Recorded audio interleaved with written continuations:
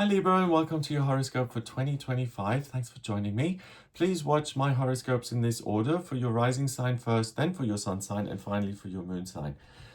So in this horoscope, I'm going to look at the retrogrades of the personal planets, which one of your houses those occur in, and how they'll influence you. Then I want to look at the 4 eclipses we have coming up in 2025. And finally, I want to look at the 4 outer planets that are changing signs in 2025, which is really significant. The outer planets represent humanity, society, and they move very slowly. So even if one outer planet changes signs, it's a significant change to the energy, to the dynamic. But the fact that we have 4 changing in 2025 means that this year is going to be very, very different to the previous years we've just come through. So they're going to behave exactly the way Pluto did in 2024. Pluto, the planet of transformation and change, that was in Capricorn since 2008, moved into Aquarius in January 2024, then retrograded for the final time back into Capricorn in September, October, November, moved forward into Aquarius, and now it's going to stay in Aquarius until 2043. And that's what these outer planets, Neptune, Saturn, Uranus, and to a lesser degree Jupiter, they're going to do the same thing. They're going to move into their new signs, then retrograde until they take up long-term or permanent or long-term residency in these new signs in 2026. So this year is going to give us a real glimpse into the future. We're going to get a first taste of that energy and the changes that occur for all of us in society.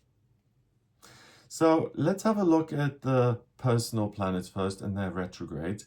Mercury is the communication planet. When that retrogrades, the good side of it is that you're able to see things very differently and gather new insights and then do things differently. The downside of Mercury retrograde is that it causes problems with communication and transportation. The great news is that it can happen 3 or 4 times. This year it only happens 3 times, so it makes that easier. The first Mercury retrograde happens on the 14th of March and lasts until the 7th of April. And it initially retrogrades in Aries in your 7th house and then moves into Pisces in your 6th house. So the new insights that are available to you during this retrograde are your relationships and how much freedom you have in your relationships, what is demanded of you, what you can heal, what kind of future you see for certain relationships, and really where you don't see a future. So it's you're able to kind of make a quality judgment in terms of what empowers you and makes you feel good and where your efforts are somewhat wasted, right?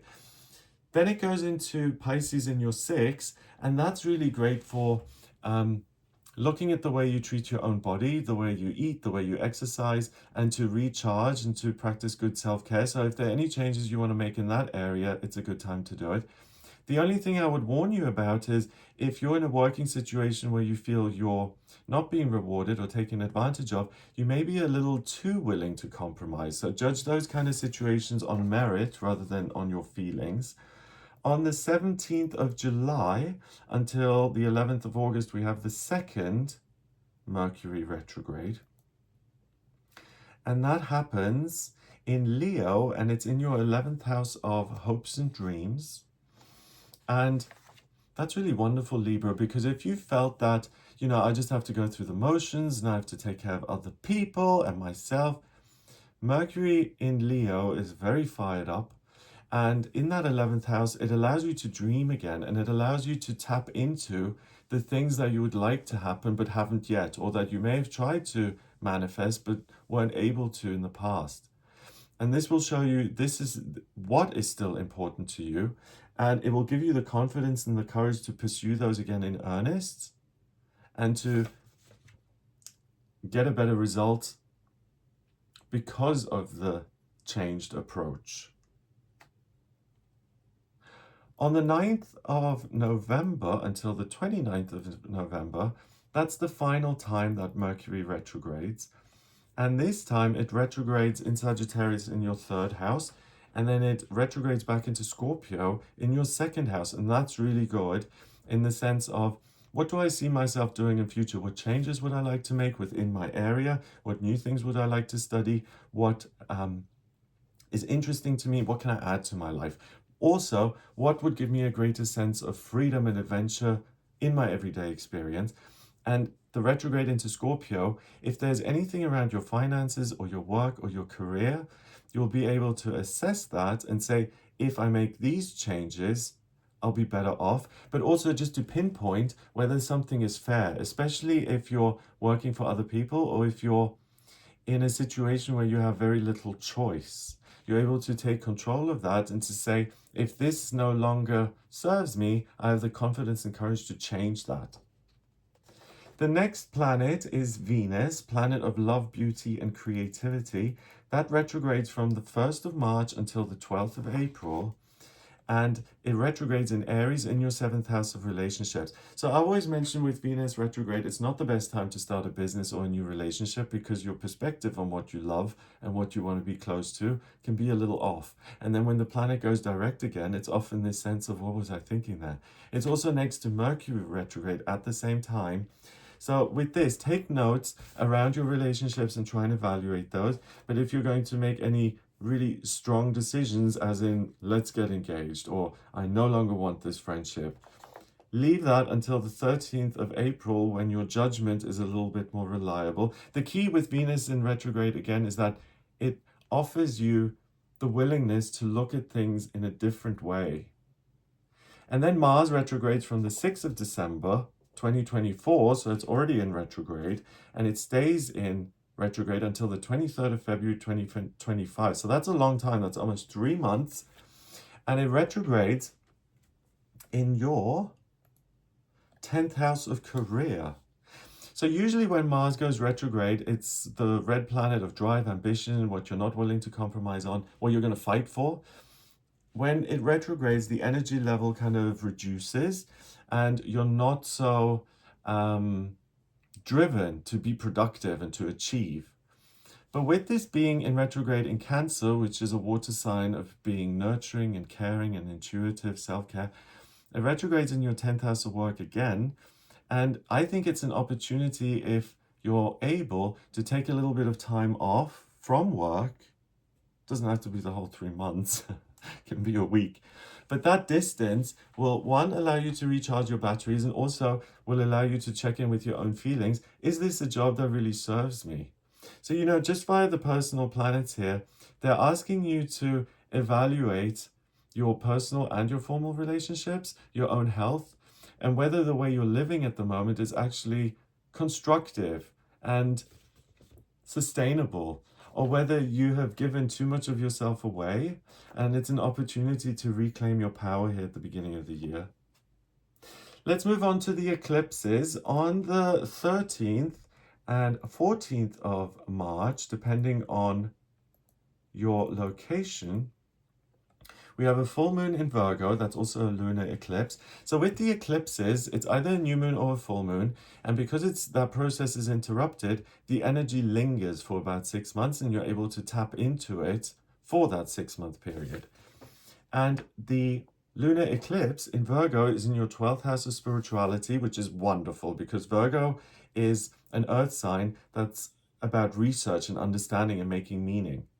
And it's in this ethereal 12th house. So this full moon in Virgo on the 13th, 14th of March, you will get very clear, practical guidance and insight from your higher self. It allows you to hear the voice of spirit for the first time if it's not something you've looked into or been interested in. Also, if you want to try a spiritual practice for the first time, or just a different one, meditation or singing or yoga, for everyone it's different what allows us to tap into our true selves. That is going to give you concrete information that you can use to make improvements to your working life so that there is more balance between what you give and what you receive out of it. Eclipses always come in twos, so the second one in March is on the 29th, and that's a new moon in Aries, and that's a solar eclipse, and it pulls a lot of Aries energy into your 7th house of relationships. Chiron is next to it, the transiting midheaven is next to it, and so is Mercury. They're all in Aries. So really the focus is how do I heal my relationships now and for the next 6 months until August, September? How do I heal my work? And what is it that I want to communicate? So really, it's about the power exists out there with everyone else, and now I'm reclaiming it and I'm going to use it for myself, to serve myself. And not in a selfish way, but so that I am looking at my own best interests and I'm not letting myself be taken advantage of.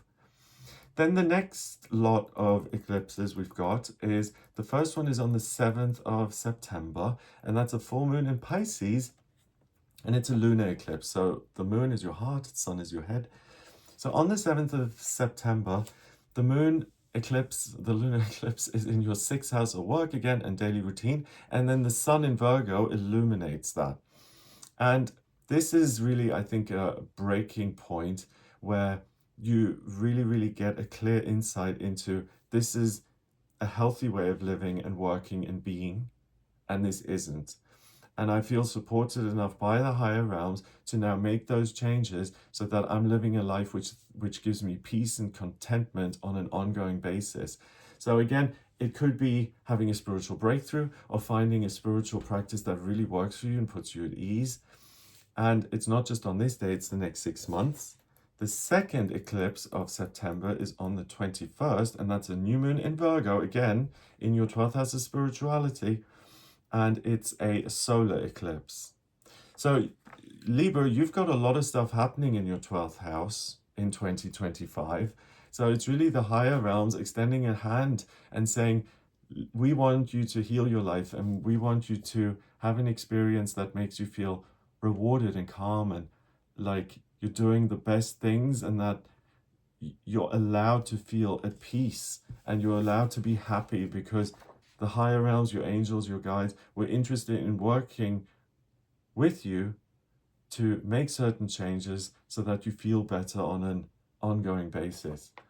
Looking at the outer planets then, on the 30th of March until the 22nd of October, we have Neptune in Aries. And Neptune has been in Pisces in your 6th house of daily routine and work. So that could have brought a lack of clarity to your own daily routine. I don't know if this job is right. I don't know if the living situation is right.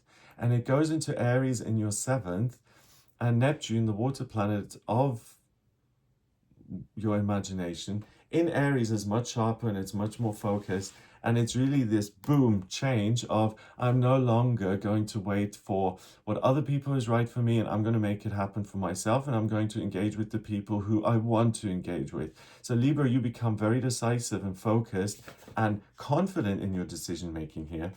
And I just want to highlight how significant this shift is. First of all, going from Pisces to Aries is a huge change because you're starting a whole new cycle, and Neptune moves so slowly, it takes 165 years to go through all the 12 zodiac signs, and it spends 13 to 14 years in each sign.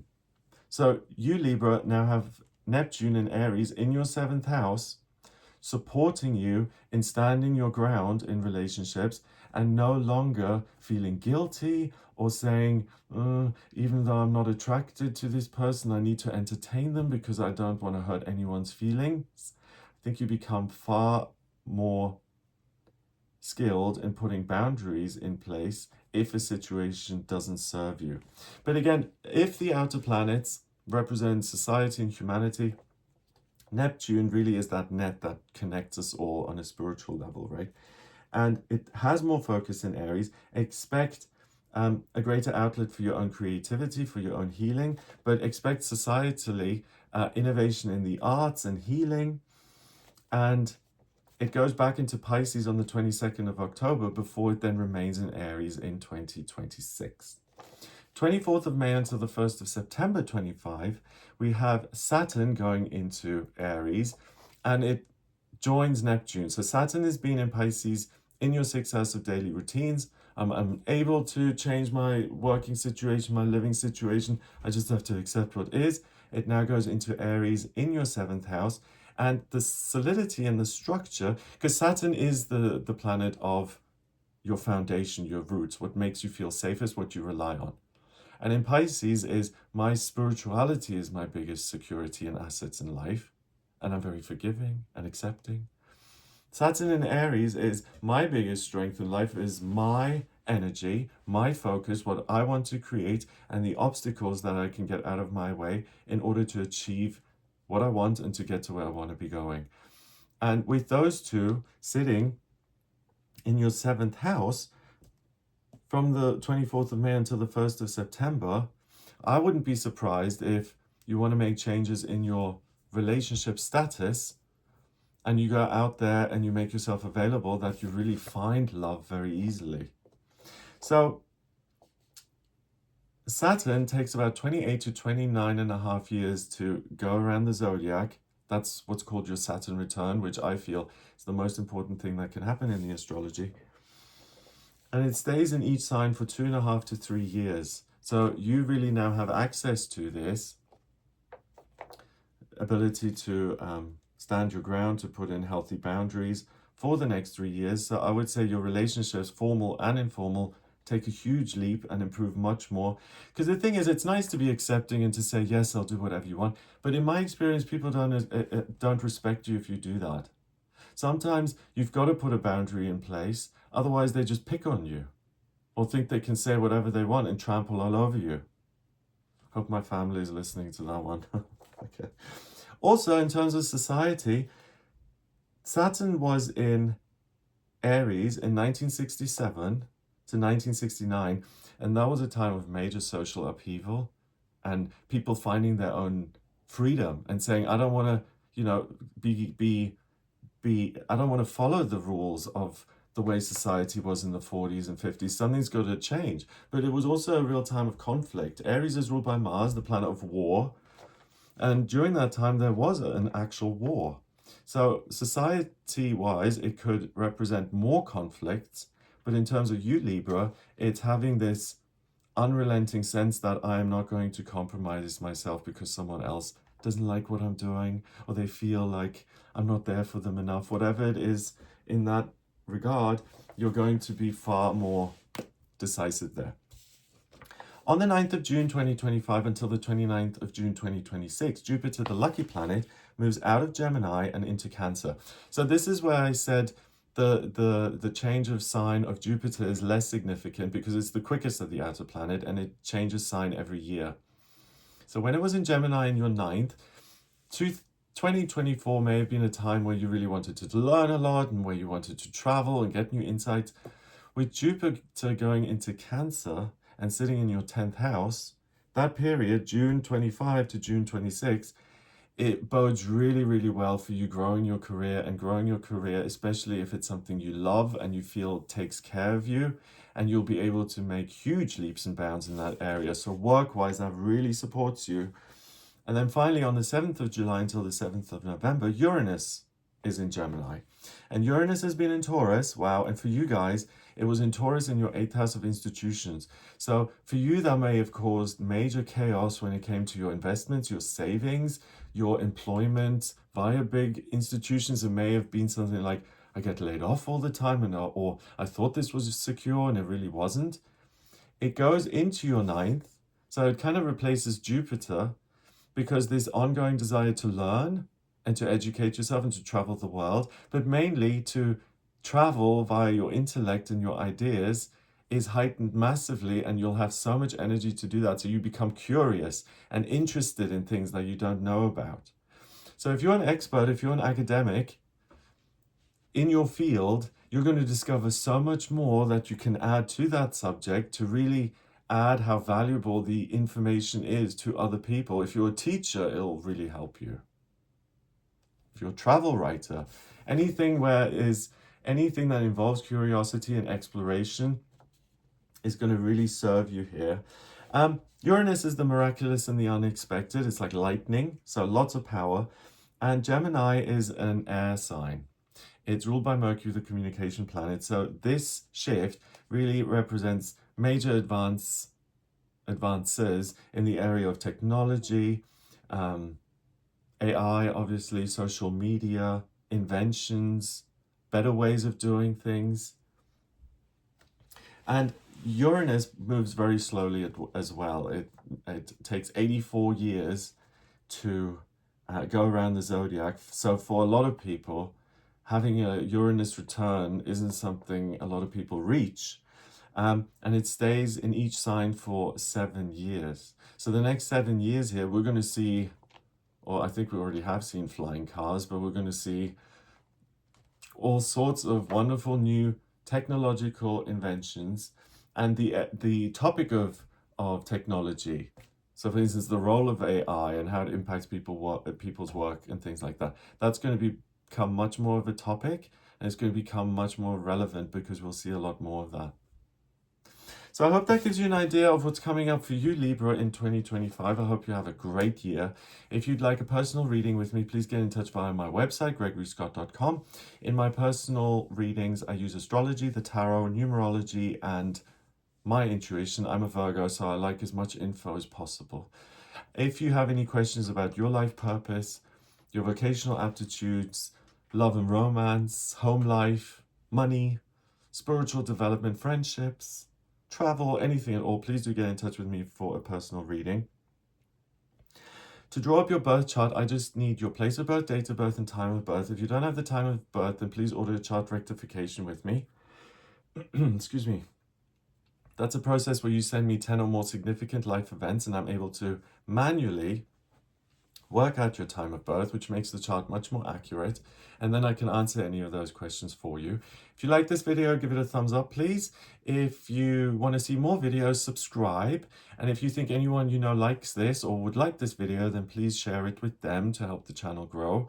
And I also do a daily tarot reading on the channel, so please become a member of the channel to watch that. It's 30 to 31 videos every day, and look at the prices. They are not outrageous, so please consider that. And I'd love to see you there. Have a great 2025, and I'll speak to you for the fortnightly videos that I do for the new moons and the full moons and the monthly horoscope. So have a wonderful time, and I'll speak to you soon.